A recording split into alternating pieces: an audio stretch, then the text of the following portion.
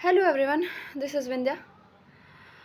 जैसा कि आपने हमेशा मेरी सीरीज़ में देखा कि मेरी वीडियो हमेशा इसलिए रही कि वो या तो किसी मुद्दे की सच्चाई को सामने ले आना चाह रहा था, या वो वीडियो ये हमेशा से नारे लगाता रहा कि न्यूज़ जो सुनाए और नेता जो बताए उस पे भरोसा भरोसा मत कीजिए। लेकिन सॉरी टू से, लेकिन आज की वीडियो ऐसे किसी मुद्दे को लेके नहीं है। आज की वीडियो एक बड़ी शर्मिंदगी की वीडियो है। वो शर्म जो मुझे हर हिंदुस्तानी पे आ रही है, वो शर्म जो मुझे भारत के तत्कालीन सरकार पे आ रही है, वो शर्म जो मुझे भारतीय जनता पार्टी पे आ रही है। एक ऐसी शर्म। यूँ तो 3 दिन से ज़्यादा बीत चुका है इस मुद्दे को, लेकिन 3 दिन बीता नहीं, मैंने बिताया कि शायद अब कुछ होगा तो एक कंसोलेशन वीडियो बनाऊँगी मैं कि हाँ चलो ठीक है, हो तो गया, गलती हुआ, लेकिन ये हुआ, उसका ये हुआ बदला। ऐसा कुछ नहीं हुआ। 3 दिन से ज़्यादा बीत चुके हैं कर्नल सोफिया कुरैशी और विजय शाह के मुद्दे को। लेकिन भारत की जनता, भारत की सरकार सब जस की तस सुम-गुम पड़ी है। कुछ भी नहीं हुआ अभी तक। मैं तो कह रही हूँ ना, एक दफ़ा आप सभी, केवल विजय शाह ही नहीं, आप सभी अपने आप को शीशे के सामने खड़े करके देखो और पूछो कि आप ज़िंदा हो? और ज़िंदा हो तो कैसे ज़िंदा हो?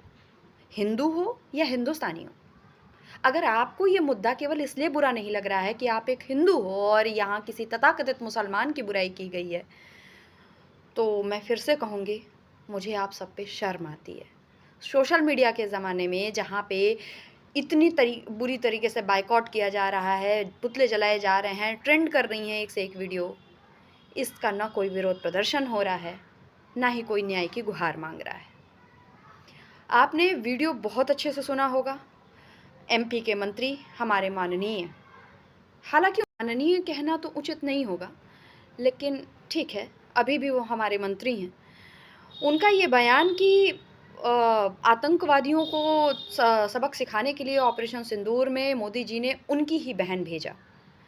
ये धर्म का चश्मा लगा के, जिस धर्म के खिलाफ हम युवाओं को सचेत करते आए अपनी हर वीडियो में कि भाई तुम धर्म, जाति, लिंग से ऊपर उठ के हो, तुम भारत के 65% जनता हो। आज मुझे शर्म आ रही है कि उस जनता का प्रतिनिधित्व करने वाले हमारे नेता, जो धर्म का चश्मा लगा के ये कह रहे हैं कि हमारी शेरनी, हमारी कर्नल सोफिया कुरैशी आतंकवादियों की बहन है केवल इसलिए क्योंकि वो मुसलमान है। आपको नहीं लगता ये थोड़ा ज़्यादा है? ये किसी महिला का अपमान नहीं है, ये किसी व्यक्ति का अपमान नहीं है, ये किसी समुदाय का अपमान नहीं है। ये हमारी सोच है जो भारत के डीएनए में घुस चुकी है। यही तो बदलना है यार। हम आप यही नहीं बदल सके।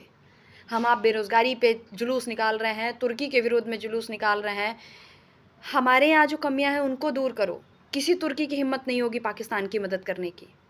सोफिया कुरैशी जिन्होंने अपनी जान की बाजी लगा दी हमारे ऑपरेशन सिंदूर में, उनको आतंकवादियों की बहन कहा जा रहा है। और भारत की शर्मसार होने वाली जनता चुप है। ना कोई रैली, ना कोई आंदोलन, ना कोई ट्वीट। मुझे ये नहीं समझ में आ रहा है कि तत्कालीन हमारे यहाँ की सरकार विजय शाह का धब्बा अपने ऊपर क्यों झेल रही है? क्यों नहीं बर्खास्त किया गया ऐसे मंत्री को? ये विजय शाह जी को नहीं था अपमानित करना, ना ही उनको सबक सिखाना। ये हर उस व्यक्ति को जो भविष्य में यही गलती करने वाला है, उसके लिए एक सबक बनता, एक नज़ीर बनती। लेकिन भारत की सरकार ने ऐसा कुछ नहीं किया। तो आज प्रश्न मुझे भारत के तत्कालीन प्रधानमंत्री से भी है, जो हमेशा बेटी बचाओ बेटी पढ़ाओ का नारा देते रहे। उन्होंने कहा सेना सर्वोपरि, आज उसी सेना और उसी बेटी पे आँच आई है, लेकिन वो अभी भी चुप हैं। ये चुप्पी किस काम की मोदी जी? कहीं ऐसा ना हो कि ये वीडियो पाकिस्तान के किसी विरोधी देश में चलाई जाए और वहाँ की जनता ये कह के जश्न मनाए कि देखो, हमें कोई विरोध करने की, हमें कोई युद्ध करने की, हमें कोई घुसपैठ करने की ज़रूरत नहीं है। इनके देश में ऐसे गद्दार खुद ही बैठे हैं जो इनका एक दिन सर्वनाश करेंगे। जाग जाओ हिंदुओं, तुम हिंदू नहीं हिंदुस्तानी हो पहले। चूँकि बाहुल्य क्षेत्र तुम्हारा है, इसलिए मुझे तुमसे कहना सबसे पहला दायित्व बनता है। हमारा मुस्लिम समुदाय एक बार फिर प्रश्न चिन्ह बन के खड़ा हुआ है। उसके अस्तित्व पे फिर प्रश्न है कि वो अपने अस्तित्व को सिद्ध करे। वो क्यों लड़ेगा हमारे लिए? क्यों देगा हमारा साथ? सब कुछ करने के बाद, अपनी जान की बाजी लगाने के बाद भी उसको ये इनाम मिलता है कि वो आतंकवादियों की बहन केवल इसलिए है क्योंकि उसका नाम सोफ़िया कुरैशी है। मुझे एक बड़ी अच्छी लाइन याद आ रही है कि जलते घर को देखने वालों, पूस का छप्पर आपका है, आग के पीछे तेज हवा है, आगे मुकद्दर आपका है। उसकी मौत पे मैं भी चुप था, मेरा नंबर अब आया, मेरी मौत पे तुम भी चुप हो, अगला नंबर आपका है। सोचिएगा, इससे ज़्यादा मैं कुछ नहीं कह सकती। सोचिएगा।